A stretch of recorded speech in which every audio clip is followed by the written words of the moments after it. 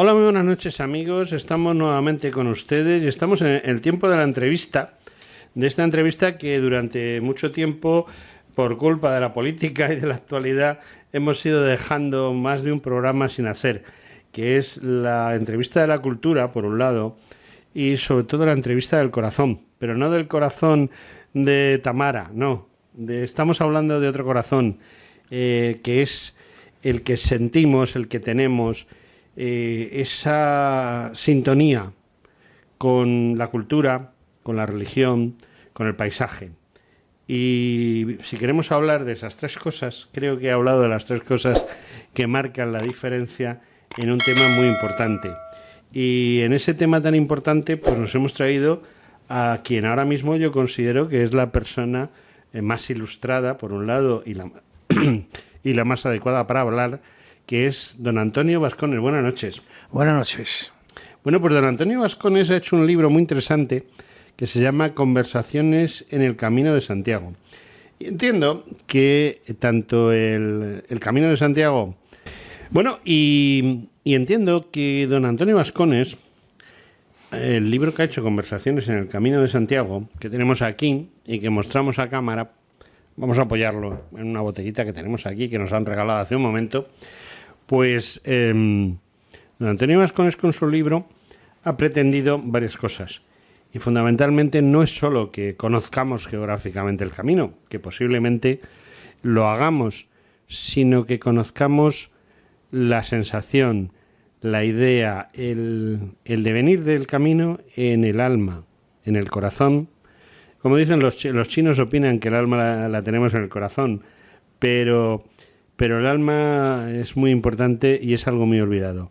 Y bueno, pues darle las buenas noches a don Antonio otra vez. Muchas gracias. Y detrás ya va la primera pregunta a saco. ¿Qué es el Camino de Santiago en realidad? Bueno, el Camino de Santiago es el camino de la vida. Nosotros, todo el mundo, vamos en el camino. También podemos decir que es un viaje en tren. Estamos sentados en el tren, en las estaciones se sientan a nuestro lado unos, otros se bajan en una parada, otros se bajan en otra parada, nuestros padres, nuestros amigos se bajan en paradas distintas, nosotros seguimos en el tren, en este viaje, y muchas veces no sabemos cuándo nos vamos a bajar del tren. Pues esto podría ser un símil muy parecido a lo que es el camino. El camino es una reflexión personal e interior de cada uno. Cada uno hace el camino a su manera. Cada uno recibe el mensaje en el camino de una forma distinta. Todos llegan al camino de una forma distinta, pero cada uno puede llegar de una forma distinta, pero todos salen de la misma forma. Eso está clarísimo.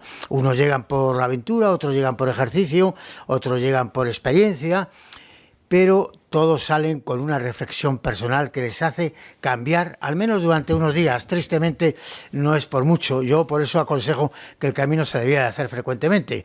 Aconsejaría que los políticos, dicho sea de paso, hicieran el camino una vez al año. No hace falta hacerlo las 40 etapas, con hacer 3, 4 etapas es suficiente, pero da una idea personal de lo que es la reflexión. Y lo que yo he hecho en este libro, en esta novela, es algo como Conversaciones en el Camino, se titula, algo como conversaciones o diálogos de Platón, donde van hablando dos peregrinos, en este caso un peregrino al que llamo yo Pater Peregrino, y yo personalmente, el cual me va enseñando a mí muchas facetas del camino que yo ignoro y que voy aprendiendo. Pero lo curioso del tema es que empezamos este camino 2 personas y lo acabamos un grupo de 40, 50 personas, todos unidos en un grupo, cada uno con su problema, cada uno con sus ilusiones, cada uno con sus preocupaciones, pero todos acabamos el camino en Santiago de Compostela unidos, intentando repetirlo y que eso quede para el futuro de una forma diferente. Por eso yo creo que es algo que yo aconsejaría a todo el mundo hacerlo una vez en la vida. Y no hace falta hacer los 800 y pico kilómetros. Con hacer 4 o 5 etapas de 25 kilómetros diarios sería suficiente. 100 kilómetros, lo mínimo para que le den a uno la Compostela es desde Sarria hasta Santiago, 120 kilómetros aproximadamente, una semana. Y eso se puede hacer perfectamente. Bueno, entiendo que sí. Además, lo comentábamos antes fuera de micrófono, yo soy un apasionado del arte sacro y me gusta mucho, pues sobre todo el románico como tal, y creo que el Camino de Santiago es el románico. Yo he hecho el camino, pero no lo he hecho, y no lo he hecho, porque yo he ido a sitios concretos, he estado viendo sitios concretos, he pasado a otros y por desgracia o por lo que fuere, pues no lo he hecho andando, pero creo que el hacerlo andando es importante, precisamente por lo que usted comentaba de los diálogos de Platón. Ese diálogo, sobre todo si llevas a tu lado a alguien como en su libro, indica un pater. Sí. Un pater es muy importante. Bueno, que en realidad no es un sacerdote, es un compañero mío y un amigo mío al que le llamo pater, pero no es sacerdote. Sí, no es sacerdote y no es militar. Y no es militar. Porque es médico, también es médico.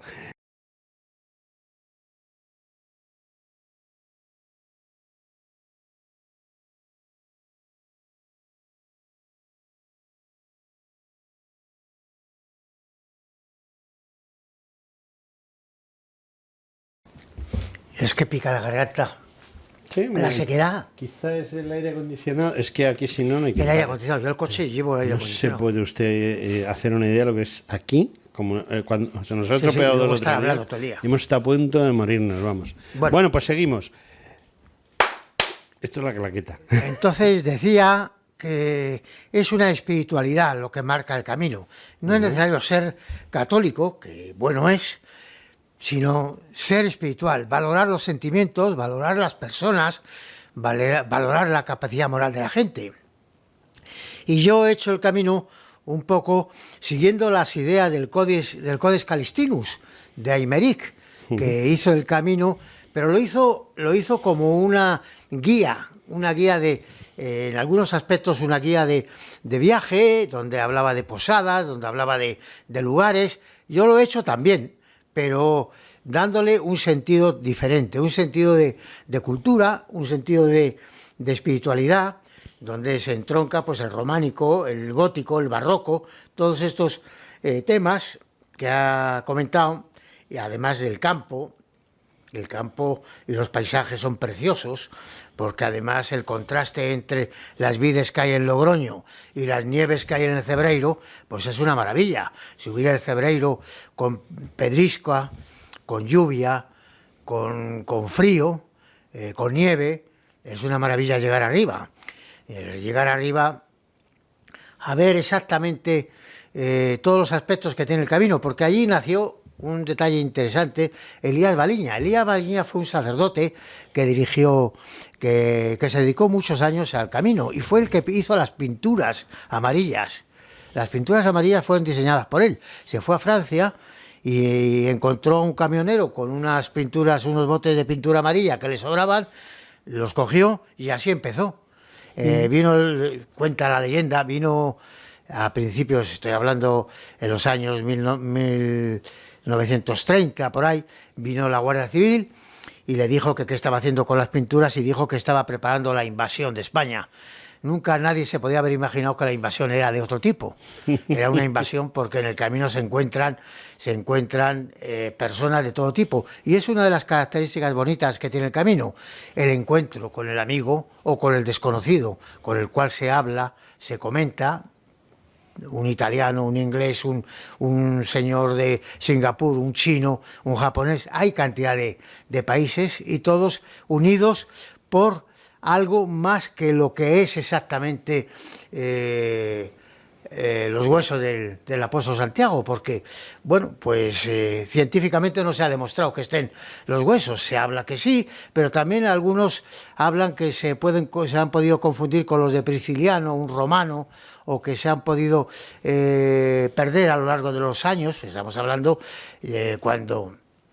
cuando se descubrió toda esta historia, en los años 813, por ahí aproximadamente, cuando apareció la tumba, y donde Alfonso II el Casto fue el que desarrolló más el camino y le dio un enfoque importante, porque a partir de ese momento el camino entroncó España con Europa.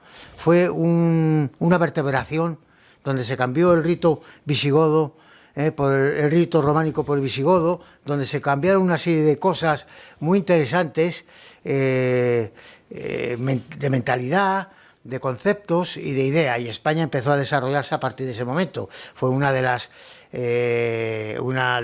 romerías, porque eso se llama los peregrinos romeros, más importantes, la de Jerusalén, la de Roma y la del Camino de Santiago. Sí, bueno, ha desarrollado usted un montón de ideas.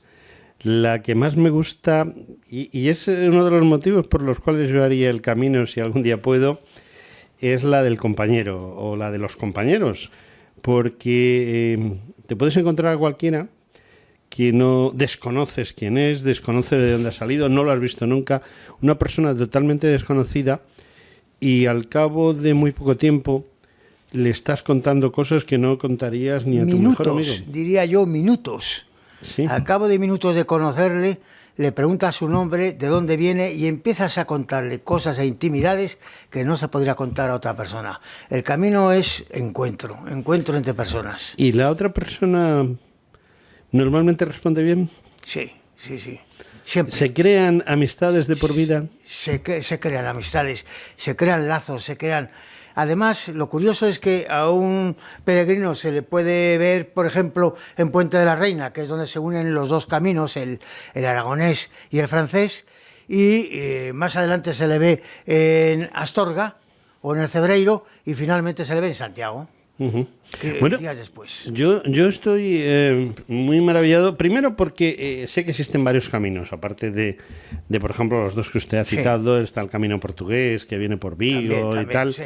Se puede hacer desde muchos sitios, porque en definitiva al final siempre se acaba en Santiago, pero yo creo que el camino francés es muy importante, porque en un momento en el que España estaba invadido por los musulmanes, en que la cultura cristiana estaba contra las cuerdas, en que los pocos cristianos que había sobrevivían como podían, Europa, que estaba en ese momento más desarrollada, no mucho más desarrollada, sino que al no tener que estar con la espada en la mano todo el santo día, pues tenía otras perspectivas de futuro, y además tenía otros sentimientos y sobre todo otras relaciones, y quizá el camino francés sirvió para que España entrase en Europa y Europa entrase en España. Por supuesto.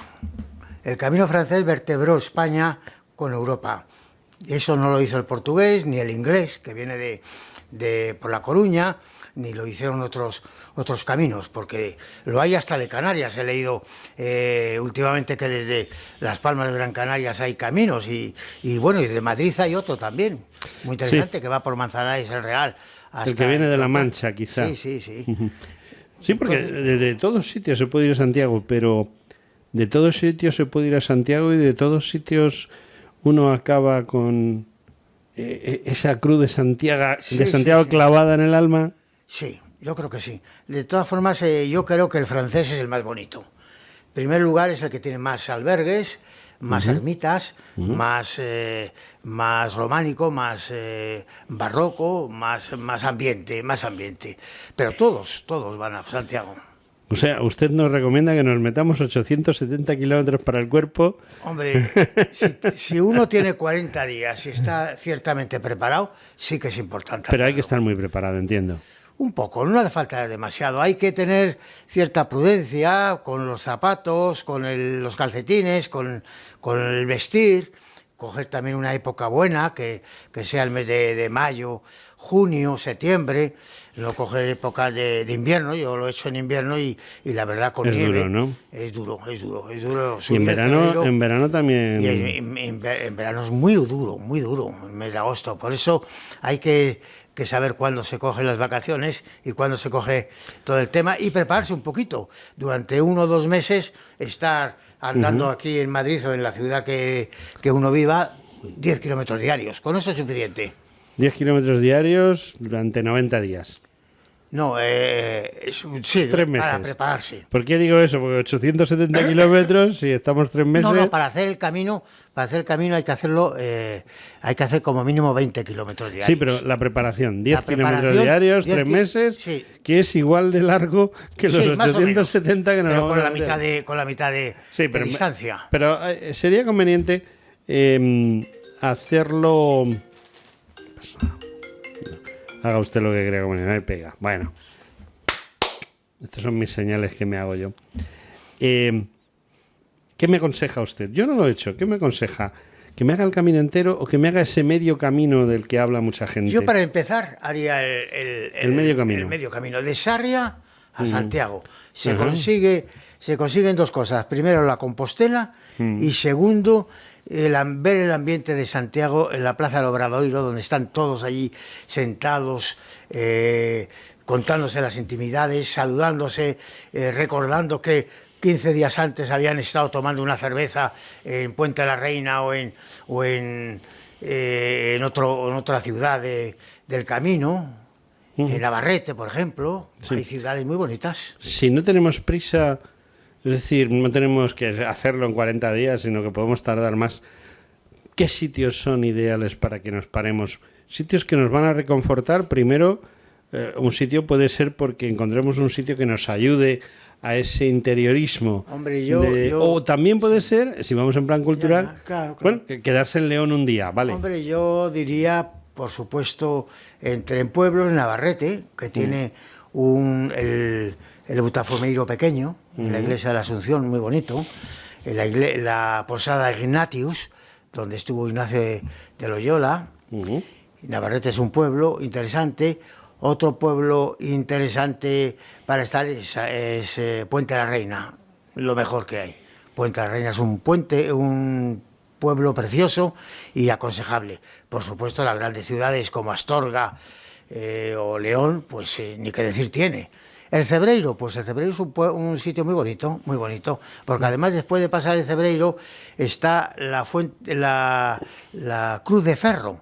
La Cruz de Ferro es un lugar donde los peregrinos tiran la piedra de sus miserias, de sus pecados, de sus envidias, de sus bajezas y sus rencores, y llevan una mochila mucho más vacía cuando salen de la Cruz de Ferro. Por eso es muy bonito llegar a Santiago con la cruz vacía. Se entra con la mochila vacía, se empieza el camino con una mochila llena de tensiones, de rencores, de miserias, de envidias, y se llega a Santiago y ya no hay piedras en la mochila, porque las hemos tirado en la Cruz de Ferro. También hay entre Acastela otro lugar donde también se tiran piedras, muy cerca de Santiago, pero el lugar más típico es la Cruz de Ferro. Yo sé que no le va a gustar el ambiente que voy a darle yo ahora a la entrevista, pero la política actual, tan enemiga precisamente de la Iglesia, quizá haya perjudicado al camino en algún momento. No, la política actual no ha tenido tiempo. No digo si continúa lo que pasaría. Sí, porque hay, por ejemplo, un monumento aquí a este programa viene mucho Polonia Castellanos, que es una abogada de abogados cristianos, sí. No sé si le suena. Polonia es amiga mía y una vez al mes cae. Entonces, una de las grandes perversiones contra las que nosotros estamos luchando y que siempre que podemos lo recordamos es el monumento que a San Juan Pablo II, para mí San Juan Pablo II desde el primer momento, tuve la suerte de conocerle en las jornadas de la juventud que se hicieron en el aeródromo de Cuatro Vientos. Ahora está en Lisboa.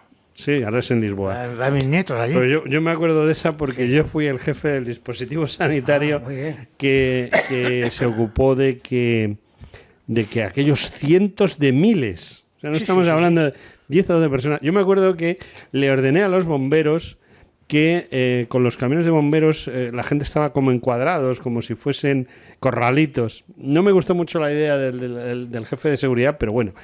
Y entonces vino bien, porque el calor en Cuatro Vientos era tan intenso que hablamos seguridad, bomberos y yo como sanitario del tema, y yo di la orden, dije, pues creo que es conveniente que reguemos a la gente con los camiones.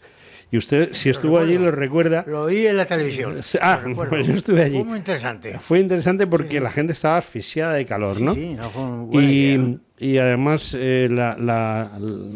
la presencia de San Juan Pablo II fue muy importante porque él llegó, estaba muy acabado, muy agotado ya, ¿no? Estaba en unos momentos verdaderamente críticos. Nosotros le pedimos un favor, que fue que nos bendijese en la base aérea de Cuatro Vientos. Hay dos iglesias dentro. Cosa más curiosa. Y tenemos la Virgen de Loreto, nuestra patrona del aire, pues queríamos que nos la bendijese, ¿no? Y se lo planteó el teniente coronel Pater. Ahí sí que había un teniente coronel Pater. Se lo planteó y aceptó. Entonces me acuerdo que hay una torre de control, la más antigua de Europa. Está allí también, es un monumento histórico-artístico. La habíamos acondicionado para que el Papa tuviese un lugar de descanso si en algún momento lo necesitaba o tal. Un lugar donde poder estar esos minutos que quieres estar solo, ¿no? Le trajimos la Virgen y nos la bendijo, ¿no? Y desde entonces para mí es San Juan Pablo II, antes de que lo hicieran santo, ni beato, ni historias. Era un hombre excepcional.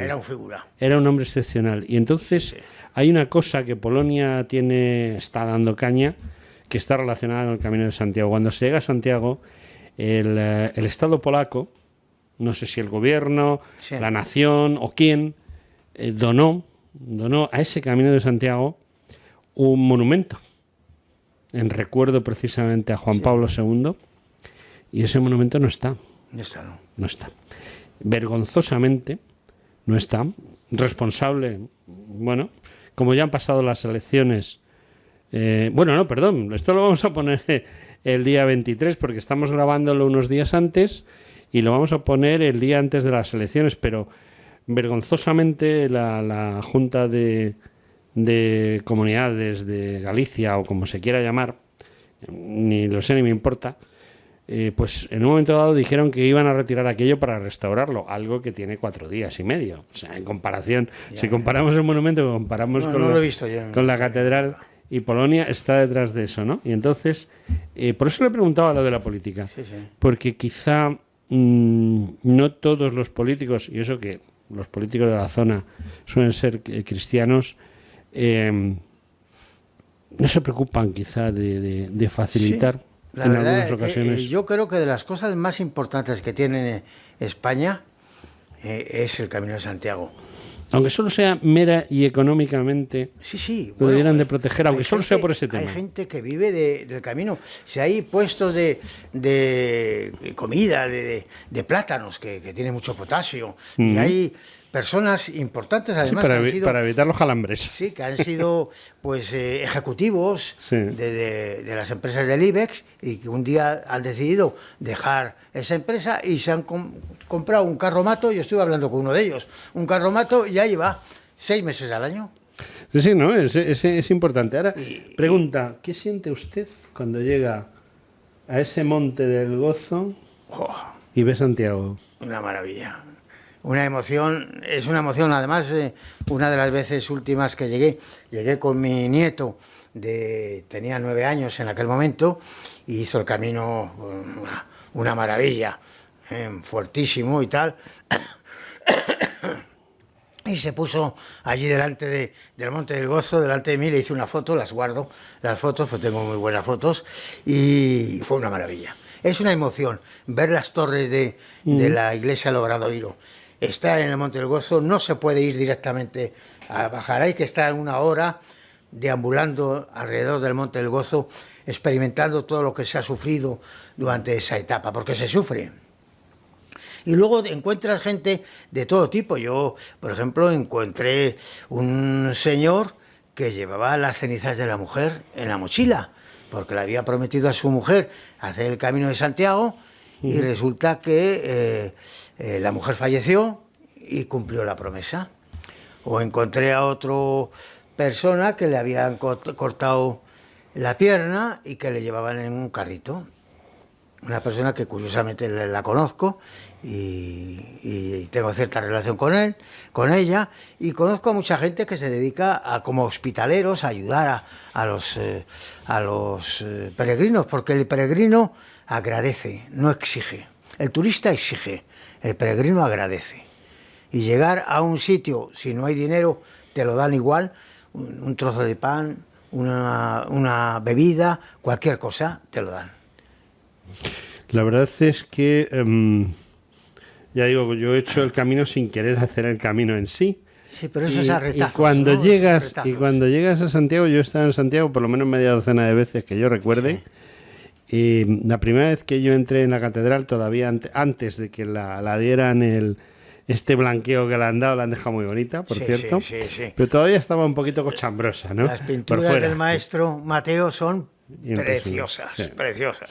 Sí. Es cierto que desde el punto de vista cultural e histórico es muy importante. Pero, ¿qué siente el peregrino cuando entra en la catedral? Que tampoco es muy grande, es una catedral muy recoleta, teniendo en cuenta qué catedral es, ¿no? Y sube y abraza la figura de Santiago. Pues una emoción intensa, no se puede describir. Y además, dicho desde todos los planos, no solamente el católico, sino el plano espiritual, el plano personal, el plano del esfuerzo y del trabajo de una persona que ha recorrido X kilómetros con ampollas en los pies, porque se ve a gente mayor que va por la calle caminando ya en Santiago, acercándose a la plaza, y va cojeando porque tiene ampollas, pero quiere llegar hasta el final. Ese ímpetu, ese esfuerzo, esa idea que les lleva desde San Juan de Piedeport, como lo hice yo, o desde otros lugares, pues les lleva a un lugar interesante, importante, ¿no? Indescriptible. Yo tengo aquí en mis manos un libro de la editorial Almuzara, que se llama Conversaciones en el Camino de Santiago. Y tengo varias preguntas sobre este libro. La primera es ¿por qué? ¿Por qué tengo este libro en las manos? ¿Por qué ha escrito Antonio Bascones este libro? Bueno, pues porque a mí me gusta escribir, pero sobre todo porque necesitaba hacer, entre comillas, un apostolado del camino, que la gente lo conociera más, que leyera el camino, que leyera el libro. Esta mañana me han mandado un correo de Estados Unidos, una persona que ha hecho el camino, lo hice con él hace años, hace como 15 años, hice un par de etapas, dice que es un libro que le viene maravillosamente, que va a volver a empezar a hacerlo, y estoy hablando de un médico americano que está en Estados Unidos y va a venir. O sea, yo creo que hay gente que le gusta. Yo espero que algún día se pueda traducir al inglés, porque hay muchos extranjeros que hacen el camino. En Conversaciones en el Camino de Santiago tenemos un libro que nos acerca a la filosofía y al alma de las personas, pero yo no lo he leído, no me ha dado tiempo, voy a serle sincero. Tenemos también una novela de las personas, de los personajes. Sí, hombre, es un libro. Son unos personajes novelados, pero novelado. Novelado porque inclusive pues en un momento dado hay un asesinato y tengo que darle un poco de emoción al libro, porque no consiste en que sea un breviario tal cual, no. Hay que dar los mensajes dosificados, pero dentro de una trama histórica, cultural, artística, y sobre todo una trama que atrape al lector, porque la idea de un escritor es que el lector quede atrapado. Las personas que lo han leído están atrapados. Le voy a hacer la última pregunta que siempre hago a las personas que se sientan ahí y hablamos de libros. Normalmente se la hago solo a los que, como este otro libro que tengo para después de usted, que es un libro de historia militar. Yo tengo un programa específico de historia militar y luego en este otro programa de los sábados, pues me gusta meter temas culturales. Y por eso le he traído a usted, porque no es un libro de historia, es, como usted bien ha dicho, una novela con mensaje al alma. Exacto. Esa sería la definición, ¿no? Sí, con mensaje. ¿Usted que es de Madrid? Ha fallecido. No, le pregunto, ¿usted es de Madrid? Ah, de Madrid, perdón, sí. Sí, es de Madrid y ha vivido en Madrid. Sí, toda mi vida. Entonces le va a ser muy fácil responder. Yo bajo por la calle Carretas, usted y yo bajamos por la calle Carretas esta tarde, llegamos a la Puerta del Sol, Sí. giramos a la derecha y nos encontramos la librería, que ya no está, San Martín. Sí. Y el libro de Antonio Bascones, Conversaciones en el Camino de Santiago, está en el escaparate. ¿Por qué? ¿Por qué yo debo de entrar en la librería y decirle al dependiente, deme usted ese libro que tiene ahí en el escaparate? ¿Por qué?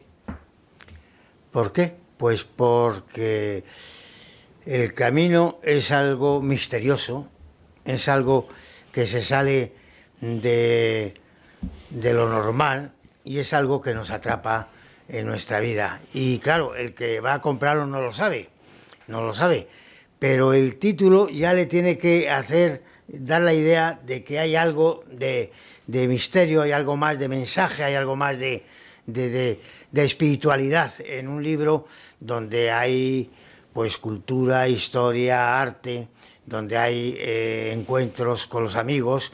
Es algo más el libro, no es simplemente una novela. Yo he tratado de transmitir el camino a través de un mensaje personal, de un camino interior, porque el camino de Santiago es un camino interior que hacemos los peregrinos en la vida, y ahí está. Bueno, Antonio, me he quedado sin tiempo. Lo siento enormemente. Muchas gracias. Estaría horas hablando. He tratado de resumirlo lo más posible, pero No, porque claro, teníamos poco más de media hora. Sí. Y no podía hacerle muchas preguntas, pero las que le he hecho creo que le pueden haber abierto los ojos a nuestros oyentes bastante, ¿eh? Sí. Hombre, yo pienso que el encuentro de los amigos, dejemos la política, dejemos las preocupaciones, dejemos todo. Ahí no existen nada de este tipo de preocupaciones, de miserias, de tal. Existe un camino, un encuentro con las personas, un ir a más, llegar 1 kilómetro a otro para llegar al final, y un encuentro entre todo de amistad, de convivencia, de espiritualidad y de arte. Una última pregunta que no suelo hacer, pero que esta vez sí quiero hacerla. ¿Me voy a encontrar con usted en el camino? Hombre, será difícil porque es muy largo el camino y tenemos que ponernos de acuerdo. Bueno, los oyentes, ¿le van a encontrar a usted en el camino? Sí. En septiembre hago el camino con mi mujer. Voy a hacer una parte fundamental desde Nájera. Voy a hacer desde Nájera por lo menos hasta la zona del Cebreiro, por ahí. Le buscaremos en el camino. Antonio Bascones. Muchas gracias. Enormemente agradecido por su presencia, y gracias no es suficiente. Por lo menos por mi parte, por la de usted sí, pero por la mía estoy agradecido porque no es suficiente. Extender el amor al camino por parte de esta empresa es algo muy bonito. Pues amigos, yo ya no voy a decir nada. Creo que Antonio Bascones nos ha dicho lo que nos tenía que decir, y creo que algo dentro de sus corazones tiene que moverse. Y bueno, hasta otro momento, porque no creo que sea la última vez que Antonio Bascones y yo nos veamos frente a un micrófono. Sí que me gustaría seguir comentando cosas. Pues cuente con ello. Muy bien. Muchas gracias, Antonio. Muchas gracias a ti.